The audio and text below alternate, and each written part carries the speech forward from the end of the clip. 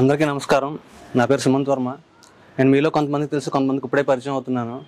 నేను ఒక తెలుగు చలనచిత్ర దర్శకుడిని. సనాతన ఫిలిమ్స్ అనే నిర్మాణ సంస్థలో నా మొదటి చిత్రం చేశాను. సనాతన ఫిలిమ్స్ అని ఎందుకు పెట్టామంటే మాకు సనాతన ధర్మం మీద ఉన్న గౌరవంతోనే ఆ నిర్మాణ సంస్థకు ఆ పేరు పెట్టడం జరిగింది. ఈ మధ్యకాలంలో మనం చూస్తూ ఉన్నాం, మన సనాతన ధర్మాన్ని, హిందువుల్ని చాలా చులకన చేసి మాట్లాడుతున్నారు.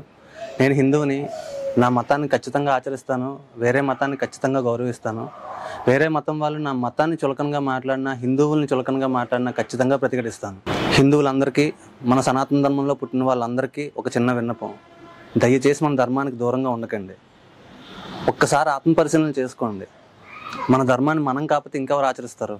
సనాతన ధర్మం అంటే పురాతన ధర్మం అనే కాదు, భూత భవిష్యత్ వర్తమాన కాలాల్లో ఉండే ఏకైక ధర్మం. మన ధర్మం యొక్క గొప్పతనాన్ని, ఔన్నత్యాన్ని అందరూ తెలుసుకోవాలి. హిందువులందరూ తప్పకుండా ఆచరించాలి. తమ పిల్లలకి సామాజిక మాధ్యమాల్లో ఆటలు నేర్పించడమే కాదు, గణపతి శ్లోకాలను చదివించండి, అష్టాక్షరి మంత్రాన్ని చెప్పించండి, పంచాక్షరి మంత్రాన్ని నేర్పించండి, గాయత్రి మంత్రాన్ని వినిపించండి. జై శ్రీరామ్ అంటే నినాదం కాదు, శ్రీరాముడికి ఎప్పుడు విజయం చేకూరాలని ఆకాంక్షించడం అని చెప్పండి. మన ధర్మం విలువ తెలియజేయండి. ఈ దశాబ్దంలో పిల్లలు ఎవరి మాట వినకపోయినా తల్లిదండ్రుల మాట ఖచ్చితంగా వింటారు. సనాతన ఫిలిమ్స్ యూట్యూబ్ ఛానల్లో మన ధర్మం కోసం తెలియజేస్తూనే మన పురాణాలు, మన ఇతిహాసాలు, భగవద్గీత, రామాయణం, మహాభారతం మొదలగు మన చరిత్ర గ్రంథాల నుంచి సారాన్ని తీసుకొని వీక్షణ చిత్రాలు కూడా చేస్తాం. అందరూ ఆదరిస్తారని ఆశిస్తున్నాం, భావిస్తున్నాం. నమస్తే, జై శ్రీరామ్.